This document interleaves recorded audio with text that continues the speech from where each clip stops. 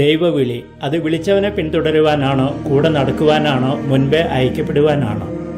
ഒരുവൻ തനിക്കിഷ്ടപ്പെട്ട ജീവിതാന്തസ് തിരഞ്ഞെടുക്കുന്നത് ദൈവവിളിക്കുള്ള മറുപടിയാണോ? സത്യത്തിൽ ഇവിടെ ആരുടെ ഇഷ്ടമാണ് നിറവേറുന്നത്? വിളി ലഭിച്ചതായി പലരും അവകാശപ്പെടുന്നുണ്ട്. പക്ഷെ ആരെ വിളിച്ചു, എന്തിനു വേണ്ടി?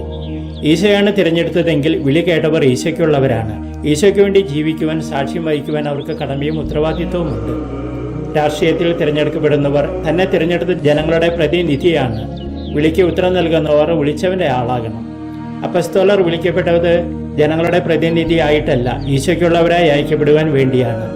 ദൈവവിളി ലഭിച്ചുവെന്ന് പറയുന്നവർ ആണായാലും പെണ്ണായാലും അർപ്പിതരായാലും ആത്മായരായാലും കരുതലോടെ വേണം പ്രത്യുത്തരിക്കുവാൻ. അൾത്താരയിൽ ഈശോയുടെ ബലിയിൽ പങ്കുചേർന്ന് ഇതെന്റെ ശരീരമാണ്, വാങ്ങി ഭക്ഷിക്കുവിൻ എന്ന് വൈദികർ പറയുമ്പോൾ ഈശോയുടെ ശരീരത്തോടൊപ്പം തന്റെ ജീവിതം കൂടി പങ്കുവെക്കുകയാണ് വിളിക്ക് ആത്മാർത്ഥമായി ഉത്തരം നൽകിയവർ. വിളി ലഭിച്ചു എന്ന് അവകാശപ്പെടുന്നവർ എന്നും ഉരുവിടേണ്ട തിരുവചനമാണ്, ഇതെന്റെ ശരീരമാണ്, വാങ്ങി ഭക്ഷിക്കുവിൻ. അൾത്താരയ്ക്ക് മുന്നിലായാലും പിന്നിലായാലും തന്റെ ജീവിതം ത്യജിക്കാതെ ഈ തിരുവചനങ്ങൾ ഉരുവിടുന്നവർ പ്രതിഫലം പറ്റുന്ന വേലക്കാർ മാത്രമാണ്. കൂലിക്കാരുടെ ബന്ധം കൂലി കിട്ടുന്നത് വരെ മാത്രം. മൺപാത്രത്തിലെ അമൃത് പോലെ ലഭിച്ച ഈ ദാനം വിളി സ്വീകരിച്ചവൻ കൂലിക്കാരനായി ജീവിച്ചു തുടങ്ങുമ്പോൾ ഉടഞ്ഞു നഷ്ടപ്പെടുന്നു. മഡഗാസ്കറിൽ അതിഥികളായി വന്നവരോട് ചോദിക്കും, തമാന ആണോ എന്ന് വെച്ചാൽ പുതിയ സാഹചര്യത്തോട് അനുരൂപപ്പെട്ടോ സന്തോഷവാനാണോ? ദൈവവിളിക്ക് നാം യഥാർത്ഥത്തിൽ ആമേൻ പറയുന്നുണ്ടോ എന്നറിയുവാൻ ചോദിക്കേണ്ട ചോദ്യം തമാന ആണോ എന്നാണ്. വിളിച്ചവന്റെ സ്വരം ഇരുന്ന് കേൾക്കുവാൻ നേരമില്ലാതാകുന്ന രീതിയിൽ പ്രവർത്തനങ്ങൾ വർദ്ധിക്കുന്നുണ്ടെങ്കിൽ വിളി നഷ്ടപ്പെട്ടു എന്നുറപ്പിക്കാം.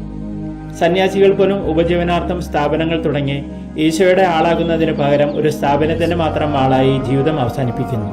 കുടുംബജീവിതം ത്യജിച്ച സന്യാസി എലിയെ പേടിപ്പിക്കാൻ പൂച്ചയെ വളർത്തി, പൂച്ചയ്ക്ക് പാൽ കൊടുക്കാൻ പശുവിനെ വളർത്തി, പശുവിനെ നോക്കാൻ ഒരു പെണ്ണിനെ കെട്ടി. ഇക്കണക്കിനാണ് പല സന്യാസ ജീവിതങ്ങളും അവസാനം കല്ലറയിലെത്തുന്നത്. ബൈബിൾ വിൽക്കുന്ന കോൺഗ്രേഷൻസ് പോലും ഉപജീവനത്തിന്റെ പേരിൽ ലാഭം വർദ്ധിപ്പിച്ചുകൊണ്ടേയിരിക്കുന്നു. എന്നിട്ടും അവകാശപ്പെടുന്നു ഇതാണ് തന്റെ ദൈവവിളിയെന്ന്. ഇത് ഈശോയുടെ വിളിയല്ല, മനുഷ്യന്റെ തിരഞ്ഞെടുപ്പാണ്. പൗലോസ്ലീഹ പ്രാർത്ഥിച്ചതുപോലെ മറ്റുള്ളവരെ തമ്പുരാനിലേക്ക് നയിച്ചിട്ട് താൻ തന്നെ പുറന്തള്ളപ്പെടാതിരിക്കുവാൻ നമുക്കും പ്രാർത്ഥിക്കാം. ഒക്ടോബർ മാസത്തിലെ ജപമാല കൂട്ടായ്മയ്ക്ക് ആശംസകൾ നേർന്നുകൊണ്ട് മഡഗാസ്കറിൽ നിന്നും ഫാദർ ജോൺസൺ തളിയത്ത്.